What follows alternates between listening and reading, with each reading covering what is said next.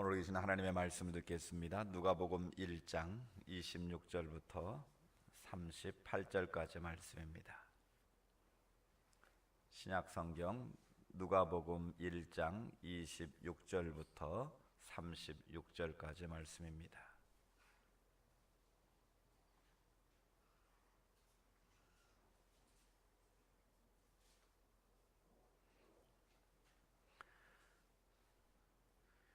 우리 이 계시의 말씀을 한 절씩 교독할 때 내게 주시는 주의 음성으로 들려지기를 원합니다.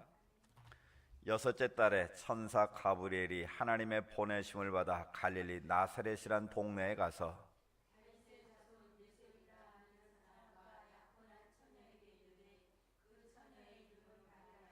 그에게 들어가 이르되 은혜를 받은 자여 평안할지어다 주께서 너와 함께 하시도다 하니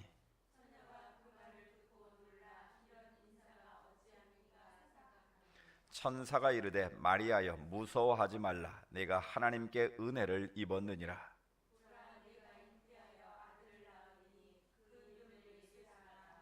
그가 큰 자가 되고 지극히 높으신 이의 아들이라 일컬어질 것이요 주 하나님께서 그 조상 다윗의 왕위를 그에게 주시리니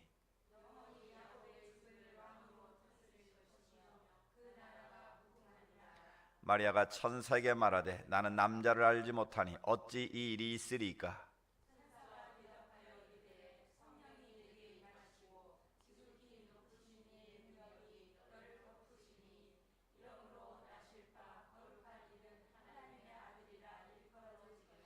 보라 내 친족 엘리사벳도 늙어서 아들을 배었느니라. 본래 임신하지 못한다고 알려진 이가 이미 6달이 되었나니 같이 읽습니다. 마리아가 이르되 주의 여종이 오니 말씀대로 내게 이루어지이다 하매 천사가 떠나니라. 아멘. 대림절 네 번째 주일 아침입니다. 주의 은혜와 평화가 여러분의 심령 가운데 또 삶 가운데 넘치기를 축복합니다. 세상의 학문 가운데 비교 종교학이라는 게 있어요. 이 비교 종교학은 뭔가 하면 기독교, 불교, 천주교, 힌두교, 이슬람교 이 세상에 존재하는 많은 종교들의 특성을 연구하는 학문이 바로 비교 종교학입니다. 그러니까 예수를 안 믿는 사람도 그 예수 기독교 연구를 할 수 있고 불교를 믿지 않아도 불교 연구할 수 있는 그런 것이죠. 이 어느 날 이 비교 종교를 연구하는 학자들이 모여서 열띤 토론을 벌였습니다.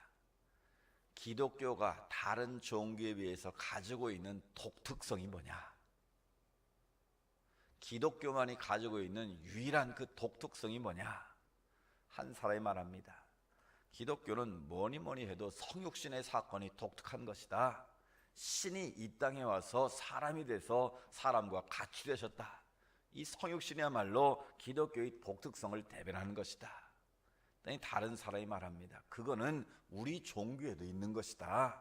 기독교만 있는 것이 아니라 무슬림 역시도 알라가 이 땅에 와서 나라를 통치하고 다스린 것이다. 그건 독성이 될 수 없다고 말합니다. 또 다른 사람이 말합니다. 기독교의 독특성은 십자가와 부활의 사건이다. 우리를 위해서 하나님이 이 땅에 와서 대신 죽으시고 우리를 위해서 모든 죄를 사하시고 다시 부활하신 사건이다. 또 다른 사람이 말합니다. 우리 종교에서도 신이 우리를 위해서 고난당하고 죽었다가 다시 환생해서 살아나셨다. 우리들도 부활이라고 말하지는 않지만 내세를 믿고 다시 우리가 살아갈 것을 환생할 것을 믿는다. 이 아무리 토론을 해도 이 기독교만이 가지고 있는 독특성을 확실하게 말할 수가 없었어요. 그때 기독교 변증학의 대가인 C.S. 루이스, 나니아 연대기라는 유명한 책을 써서 여러분 다 아실 거예요. C.S. 루이스가 한마디를 했습니다.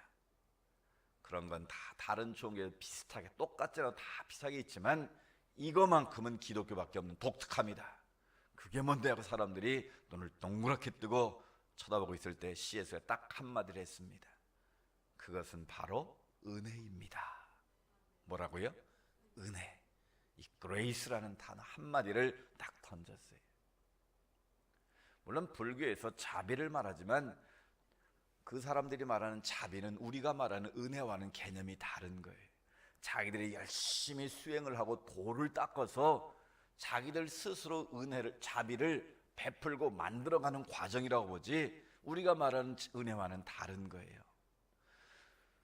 그 사람들은 열심히 노력을 해서 인과 응보의 생각을 가지고 있는 것 아닙니까? 그래서 그 사람들이 열심히 불교를, 부처님을 믿고 보시를 하고 하는 이유가 뭐예요? 지금은 내가 사로로 태어났지만 나중에 다시 환생을 할 때 이거 잘못하면 개돼지로 태어나면 골치 아프니까 잘 보이려고 실은 보시를 이렇게 열심히 하고 자비를 베푸는 것이지, 우리가 말하는 은혜와는 개념이 다른 거예요. 무슬림들은 어떻습니까? 그 사람들이 왜 알라를 믿습니까? 그들은 철저하게 이 계율이에요. 그러니까 알라의 그 계명의 코란을 어기게 되면 사람을 죽여도 되고 어떤 짓으로 다 합리화되는 법입니다. 그러니까 계율을 지켜서 자기들의 의를 이루려고 하는 게 이 무슬림들이에요. 그 사람들에게는 은혜라는 게 없습니다. 무자비함밖에 없는 거예요. 그러니까 무슬림에서 잘못된 극단주의 그 시아파나 이런 사람들 보면 무차별적인 테러를 하지 않습니까? 그게 다 계율을 지켜서 자기들의 의를 가지고 그 알라가 있는 그 극락에 가기 위한, 우리 말하면 천국에 가기 위한 하나의 방법들이다라는 거예요. 유대교는 어떻습니까? 그 사람들은 토라라는 율법을 지켜서 자기 의를 이루려고 애를 쓰는 거예요. 그러니까 결국 기독교를 위한 모든 종교는 뭐가 없어요? 은혜가 없는 거예요. 다 자기들의 행위와 노력과 공로를 가지고 자기들이 믿는 신을 만족시켜서 결국 자기가 원하는 것을 성취해내는 것이지, 우리 기독교에서 말하는 아무런 공로도 없고 아무런 조건도 없고 그걸 받을 만한 자격이 없는데 하나님께서 무조건적으로 베풀어 주시는 그 은혜가 바로, 그거 선물이 바로 은혜라는 거예요. 오늘 우리 주님께서 우리 가운데 임하셔서 무조건적인 차별한 은혜를 베풀어 주고 계심을 믿으십니까? 이것이 바로 기독교만이 가지고 있는 유일한 독특성이라는 거예요. 이 세상 어떤 종교에서 발견할 수 없는 이 은혜라는 한 단어가 바로 우리 기독교를 대변할 수 있는 가장 중요한 언어라는 거예요. 그래서 실은 우리의 모든 삶은 하나님의 은혜로부터 시작되고 은혜로 진행되고 은혜로 마무리가 되는 거예요. 저는 이 성탄절이 되면 이 은혜라는 단어를 떠올리면서 옹달샘에 있는 쪽박을 늘 생각해 봅니다. 요즘은 물이 수질이 오염이 돼서 산 속에 가도 이렇게 별로 이렇게 약수가 많지가 않은데, 제가 어렸을 때만 해도 산에 가면 다 이렇게 생수가 나는 그런 곳이 있지 않습니까? 거기 가면 반드시 있는 게 있어요. 뭐가 있어요? 바가지가 있어요. 바가지가. 하다못해 플라스틱 바가지들, 하여튼 물을 떠먹을 수 있도록 바가지가 있잖아요. 근데 오늘 제가 그런 생각을 해봤어요. 이 바가지를 만약에 은이나 금으로 만들어 놨으면 얼만큼 이게 존재할까? 아마 보자마자 누가 그걸 슬쩍 가져가지 않았겠습니까? 근데 어느 곳에든지 가보면 이 옹달샘가에 있는 그 바가지들은 다 볼품없는 플라스틱 아니면 정말 어디다 놔도 가져가지 않는 그런 것들이에요. 누가 봐도 볼품없고 그냥 초라하기 그지없는 그런 쪽박들이에요. 그런데 놀라운 사실은 산을 오르든 길을 가든 나그네가 그 생수 앞에 왔을 때 그 물을 마실 수 있도록 도와주는 역할을 하는 것이 바로 그 쪽박이라는 거예요. 그 쪽박이었으면 우리가 그 생수를 길어서 먹을 수가 없다라는 것이죠. 저는 그걸 생각하면서 하나님 앞에 서 있는 우리 자신의 모습이 바로 쪽박과 같은 모습이 아닐까. 누가 봐도 보잘것없고 미천하고 미련한 인생들인데 하나님께서 우리 안에 생수 같은 예수 그리스도를 담아주러 말미암아 우리가 주님의 손에 들려진 그 순간, 그때부터 우리는 하나님의 위대한 도구로, 위대한 일꾼으로 쓰임받기 시작하고 있다라는 거예요. 세상 사람들은 인정하지 않아도, 세상 사람들은 바보 같다고 그래도, 세상 사람들은 어리석다고 그래도 주님은 우리를 쪽박 같은 우리 인생을 사용하셔서 당신의 아름다운 그릇으로 만들어 가시고 이 세상을 아름답게 변화시켜 나가는 축복의 통로로 쓰기를 원하고 계시다라는 거예요. 바로 이 성탄의 계절에 오늘 우리가 기억해야 될 것은 바로 하나님께서 쪽박 같은 우리 인생들에게 베풀어 주신 그 은혜를 다시 한번 기억해 보자라는 거예요. 그 대표적인 하나님의 은혜를 입은 사람이 누구입니까? 오늘 본문에 등장하는 마리아라는 한 여인입니다. 이 성경에 등장하는 모든 인물들 여러분 가만히 한번 살펴보십시오. 그 사람들이 하나님 앞에 쓰임받을 만한 믿음이 있었거나 자격이 있었거나 그럴 만한 가문의 백그라운드가 있었거나 학문이 있었거나 그런 경우들이 전혀 아니었다라는 거예요. 여러분 마태복음 1장에 보면 예수님의 족보에 5명의 여인이 등장합니다. 그 여인들 가운데 여러분 떠오르는 이름이 있습니까? 누가 등장합니까? 제일 먼저 등장하는 여인이 다말이라는 여인이에요. 다말이라는 여인은 어떤 사람입니까? 자기 남편이 죽어서 애를 못 낳으니까 누구를 취했어요? 요즘 말로 하면 몰래 사기를 쳐가지고 시아버지를 꼬실라이제이션 해가지고 이 아이를 낳은 거예요. 이런 내용이 어떻게 성경에 거룩한 하나님의 말씀에 기록될 수가 있습니까? 그런데 성경은 그 하나님의 신 씨를 얻기 위해서 그 여인의 그런 모습까지도 다 기록해 놓으시고 우리에게 그 사실을 진술하고 계시다라는 거예요. 위대한 예수 그리스도가 있다면은 바늘에 당당하게 시아버지를 취해서 아이를 낳은 그 여인의 이름까지도 기록해 놓고 있다는 거예요. 여러분 세상의 역사를 간다면 이런 거는 100번이라도 지워서 감추려고 하지 않겠습니까? 그런데 그런 시아버지를 취한 여인도 당당하게 예수의 족보에 바늘에 오르게 됐다라는 거예요. 그것이야말로 은혜 아니겠습니까? 두 번째 등장하는 여인이 누굽니까? 라합이라는 여인이 등장해요. 정탐꾼들이 가나안 땅을 정탐하러 갔는데 붙잡히게 됐잖아요. 그 하필이면 기생 라합의 집으로 숨어 들어갔는데 어떻게 합니까? 그 기생 라합이 숨겨졌잖아요. 어디 있습니까? 그랬더니 숨겨놓고 저쪽으로 갔습니다 하고 피신시킨 다음에 간 다음에 그 사람들을 구원해서 붉은 줄을 내려가지고 가나안을 정복할 때 룻의 가정, 그 라합의 가정과 그 사람들은 살아지 않았습니까? 그 삶의 모습은 자기 몸을 팔아서 하루하루를 연명하는 가장 비참한 여인이었다라는 거예요. 그런데 하나님께서 출애굽을 이루어가는 위대한 축복의 통로로 그 라합이라는 여인을 사용하셨다는 거예요. 이게 은혜 아니겠습니까? 세 번째 등장이 룻이잖아요. 룻.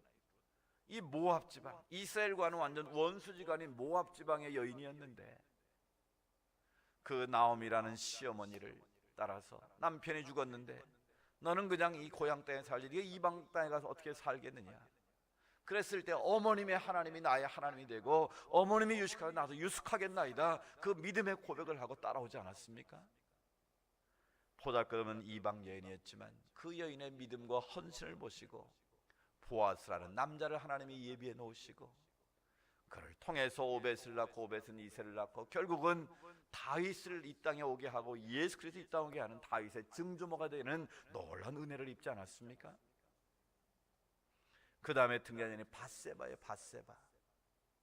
밧세바는 솔로몬이 그 여지를 취해가지고 남편 우리아를 죽게 만들지 않았습니까? 그러니까 결국 이 여인도 남편을 잃고 난 왕의 잘못으로 인해서 그런 불행한 여인이었어요. 그런데 솔로몬을 낳고 그 하나님 나라의 왕권을 이어가는 그런 위대한 축복의 여인으로 그 여인도 쓰임받았다라는 거예요. 오늘 본문에 등장하는 마리아는 어떻습니까? 출신 지역 자체부터가 변방입니다. 오늘 본문에 보면 갈릴리 나사렛이란 동네에 가서 그랬습니다. 천사 가브리엘이 하나님의 보내심을 받아서 어디로 갔습니까? 로마로 간 게 아니에요. 예루살렘으로 간 게 아니에요. 갈릴리 나사렛이란 동네에 갔다라는 거예요. 이런 갈릴리 나사렛은 오늘로 말하면 엄청 촌동네인 거예요. 그러니까 요한복음에 왜 나다나엘이 갈릴리에서 나사렛에서 무슨 선한 게 나겠냐 아주 그냥 비하를 하지 않습니까? 요즘 말로 하면 엄청 기분 나쁘게 아니 뭐 거기에서 뭐 그런 사람 나겠냐. 그 당시에 그렇게 천대받던 땅이 바로 갈릴리 나사렛이었다라는 거예요. 그러니까 예루살렘에 지금도 성수를 가보면 예루살렘에서 120km 떨어진 저 변방 지역이에요. 사람들이 눈길을 주지 않는 시골, 요즘 말하는 깡촌에서 가브리엘이 찾아가서 마리아라는 여인을 만나 주었다라는 거예요. 그러면 지역 자체도 그런 시골 오지였는데, 그럼 출신이라도 돈 많이 벌어가지고 권세려가지고 요즘 말로 하면 귀농해가지고 그냥 누리며 살려고 그 사는 사람들이 아니잖아요. 그 남편 요셉은 뭐 하는 사람이에요? 요즘 목수들은요 돈 잘 벌어서 인정받지만 그 당시의 목수는 이 어부나 목수, 양치는 사람들, 오늘은 3D 업종입니다. 누구도 인정해주지 않는 그런 아주 천한 직업 중에 직업이에요. 그러니까 사람들이 뭐 배움도 없는 사람이고요, 그러니까 가문의 어떤 백그라운드가 전혀 없다라는 걸 말하는 거예요. 공부도 못한 사람인 거예요. 아니 얼마나 문벌이 좋고 돈도 많은 그런 며느리감도 많고 사윗감도 많지 않았겠습니까? 근데 왜 하필이면 요셉과 마리아냐고요? 여러분, 이것을 우리가 뭘로 설명하겠습니까? 왜 우리 지금 이 시대의 생각으로 말하면 얼마든지 좋은 사람들, 좋은 가문, 똑똑한 사람들 많이 있을 텐데 하필이면 가브리엘 천사를 하나님께서는 그 촌동네 갈릴리 나사렛으로 보내셔서 또 그 중에서도 가장 어렵고 힘든 가운데 살고 있는 요셉과 마리아를 선택하셨느냐라는 거예요. 여러분, 이것을 어떻게 인간의 학문으로, 인간의 방으로 설명할 수 있겠습니까? 오늘 성경 그것을 한 단어로 설명합니다. 26절에 8절에 보시면 그에게 들어가 이르되 뭐라고 그랬습니까? 은혜를 받은 자여 평안할지어다 주께서 너와 함께 하시도다. 은혜를 뭐한 자다? 은혜를 받은 자여. 영어 성경에 보면 You have highly favored라는 단어, 이 favor라는 단어는 우리말로 번역이 안 되는 단어예요. 이 은혜하고도 조금 다른 거예요. 그냥 우리말로 쉽게 표현하면 호의를 베풀다라는 의미와 가장 적합한데, 지금 우리나라의 정의라는 단어를 영어로 표현 못하는 것과 똑같은 거예요. 이 영어의 favor라는 단어를 우리말로 아무리 적당한 말을 찾아도 찾기 어려운 단어가 이 favor라는 거예요. 그러니까 오늘 성경에 보면 마리아가 하일리 큰 favor를 입었다라고 설명하고 있는 거예요. 그 다음에도 보십시오. 30절에도 보면 천사가 이르되 마리아여 무서워하지 말라, 네가 하나님께 뭘 입었다? 은혜를 입었다. 여기도 보면 You have found favored 이렇게 표현하고 있거든요.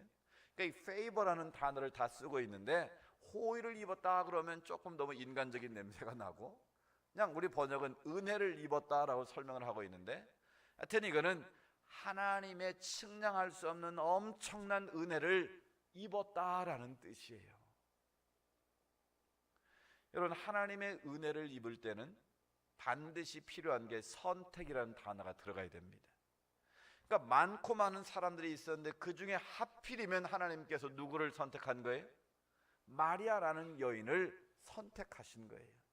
근데 그 선택은 무슨 의미가 있냐면 하나님의 절대적인 주권을 말하는 거예요.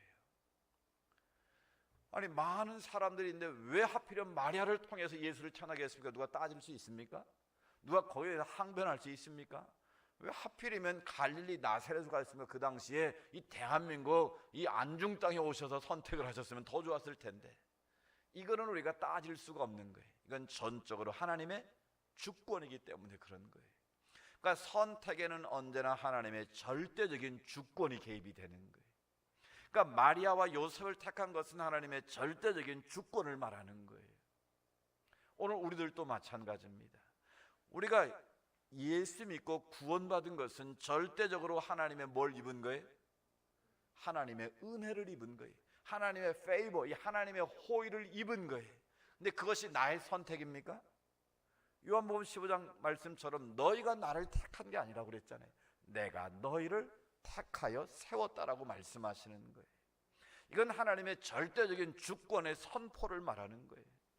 그래서 베드로전서 2장에 보면 너희는 택하신 족속이다, 왕 같은 제사장이다, 거룩한 나라다, 그의 소유된 백성이다. 그러니까 하나님의 주권은 언제나 선포해요. 내 자녀가 돼 주실래요? 그게 권유가 아니에요. 내 백성이 되어 주실래? 이게 아니에요. 너는 내 아들이라 내가 너를 낳았도다. 이건 절대적인 하나님의 주권적인 선포라는 거예요. 그러니까 우리가 하나님의 자녀가 되고 하나님의 은혜를 입는 것 역시 절대적인 하나님의 주권적 선포의 결과이지 나의 공로나 나의 의나 나의 어떤 것도 조금 더 개입할 수가 없다라는 거예요. 그런 점에서 우리는 그 하나님의 절대적인 주권 앞에 순복할 수밖에 없는 거예요.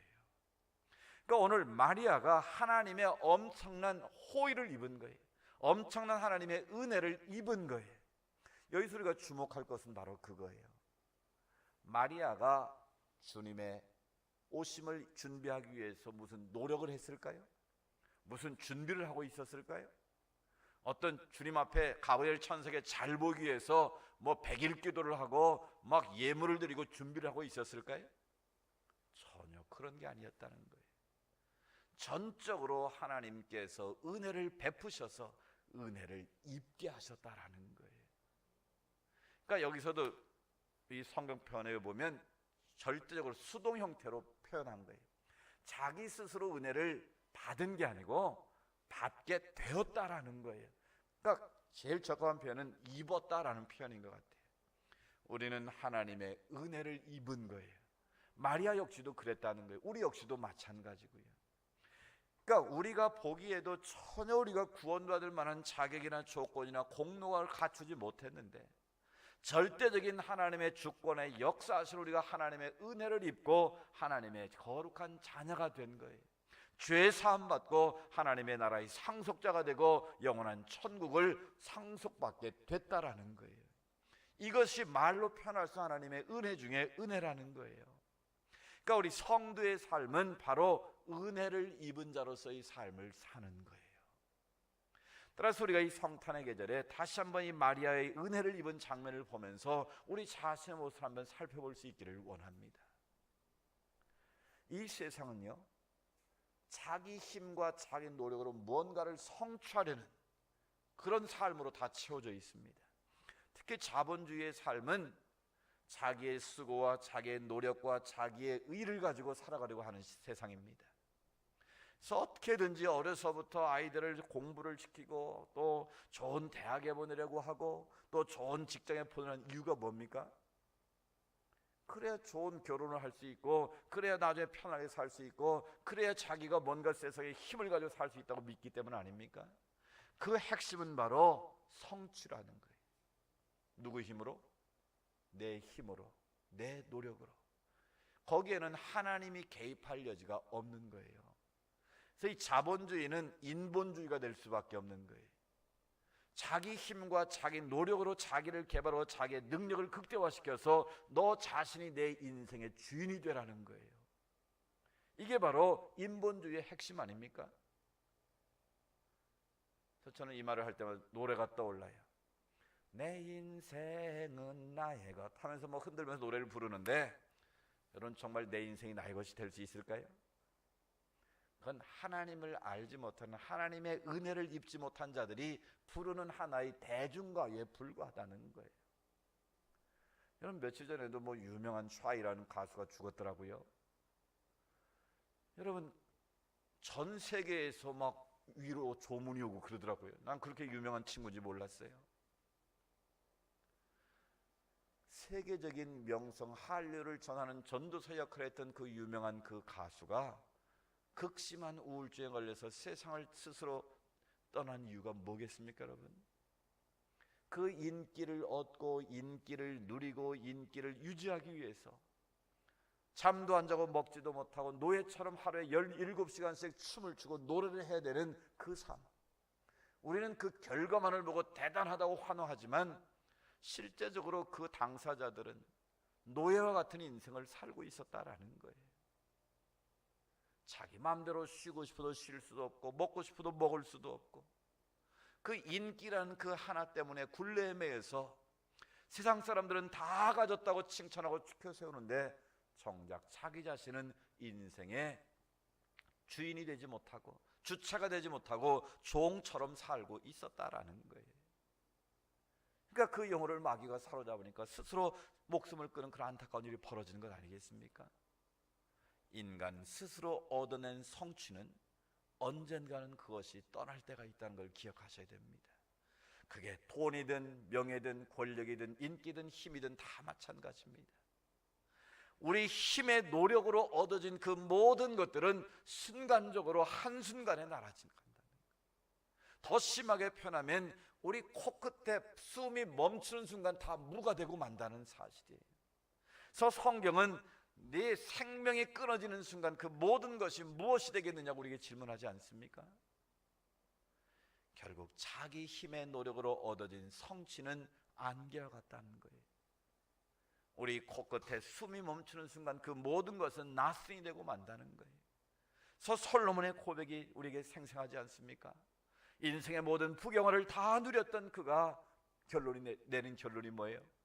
헛되고 헛되니 헛되고 헛되도다. 내가 하나님 없이 살아온 나의 모든 인생은 바람을 잡는 것 같았다고 고백하지 않습니까?